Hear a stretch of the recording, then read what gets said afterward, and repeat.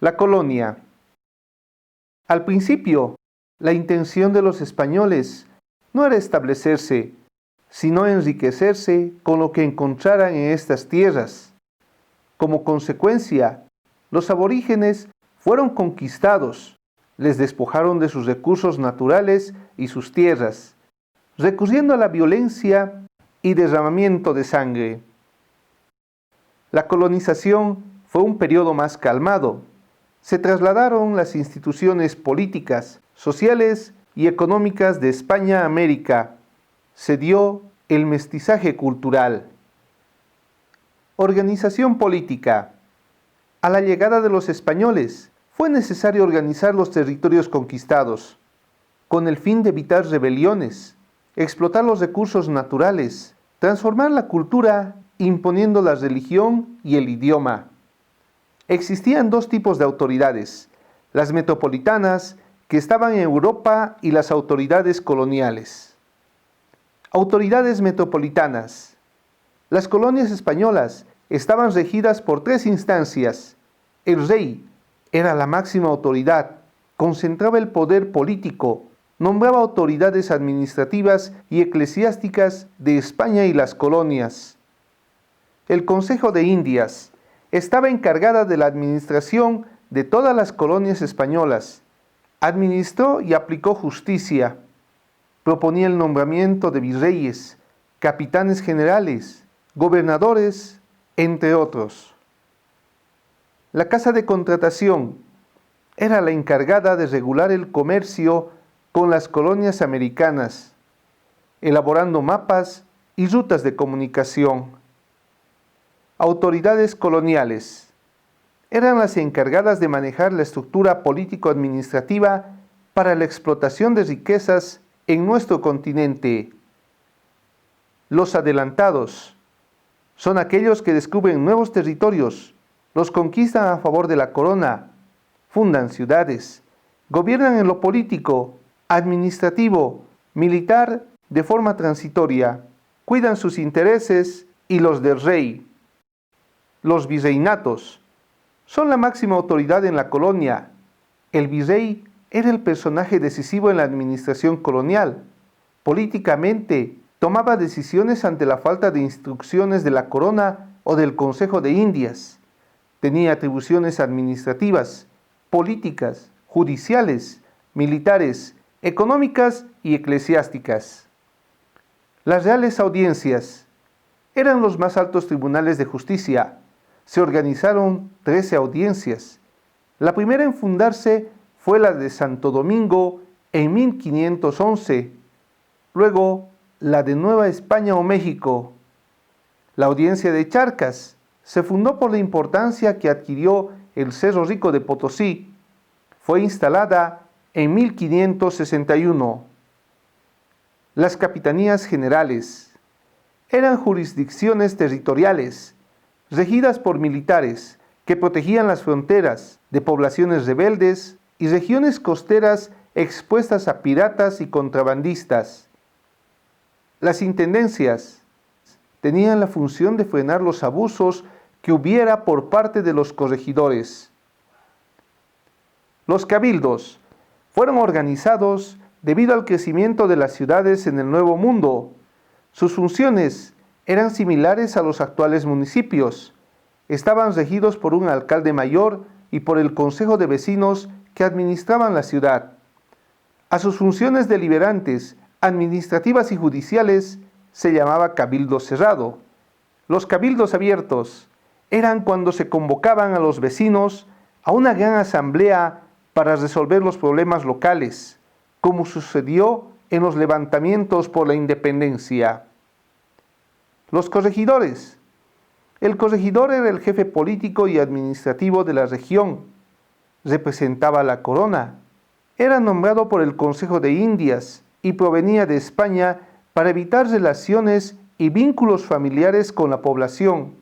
Sus funciones eran recaudar impuestos y enmendar los abusos que hubieran cometido los adelantados. Fueron defensores de los indios. Los caciques eran la autoridad indígena reconocida por el Estado español. Representaba a su comunidad en las instancias administrativas, fiscales y judiciales. Eran responsables de cobrar los tributos, aunque ellos no pagaban nada por ser autoridades. Organización social.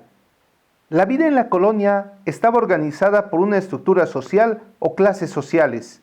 Dependiendo del origen, podían gozar o no de privilegios. La organización social en la colonia se estructuraba de la siguiente forma.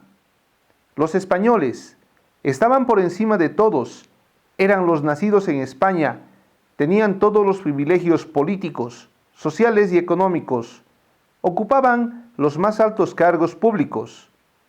Los criollos eran hijos de españoles nacidos en América. En esta clase social también se encontraban los religiosos, grandes comerciantes y mineros. Los mestizos son hijos de españoles e indígenas. Debido a la escasez de mujeres españolas, el mestizaje fue muy rápido. La mayoría de los mestizos eran hijos ilegítimos. Fueron discriminados por los españoles y criollos. Los indios eran pobladores de América. La mayoría de la población nativa vivió en el campo, trabajando la tierra en comunidades y haciendas. Los mulatos son hijos de un blanco y un negro. Trabajaban en la agricultura y muy raras veces como artesanos. Los negros eran originarios del continente africano. Fueron traídos a América en calidad de esclavos. Los zambos era la mezcla entre indios y negros. También trabajaban como esclavos en la casa de los españoles. Organización económica. En los primeros años de la colonización, la organización económica no fue nada fácil. No existía una moneda como forma de pago entre aborígenes y conquistadores. Se usaba el trueque como forma de pago. Los principales ingresos económicos durante esta época fueron gracias a la minería, los impuestos recaudados y la agricultura. La minería, la búsqueda de riquezas, condujo a los españoles a buscar minas de oro y plata. Las más importantes en Sudamérica fueron las minas de Porco y Potosí. La minería se convirtió en una gran fuente de riqueza para España. El Cerro Rico de Potosí fue descubierto en 1545 por el indígena Huaypa. Su explotación permitió crear un movimiento económico importante en Europa. Se abrieron bancos e instituciones mercantiles para administrar la riqueza proveniente de la villa imperial. La mita, durante el periodo colonial, fue un trabajo obligatorio de los indios varones entre 18 y 50 años a favor de la corona española. El gran organizador de la mita colonial fue el virrey Francisco de Toledo. Estos trabajadores eran llamados mitayos. La agricultura fue otra actividad económica de riqueza colonial, tanto por la renta generada como por la población ocupada. Tras la conquista, la mayor parte de la producción agraria siguió técnicas indígenas. Entre los productos traídos por los europeos están la vid, los cereales, el olivo y el azúcar. Entre los productos originarios estaban el maíz, la papa, los frijoles, el algodón, el tabaco y otras especies de poder estimulante como la coca, la yerba mate y el maguey. El comercio que se realizaba entre América y Europa fue intenso, con el envío y recepción de las mercaderías. Al existir un monopolio por parte de la corona española, los ingleses y holandeses recurrieron al comercio ilegal, al contrabando y la piratería. En 1778, Felipe V propuso el libre comercio para las colonias.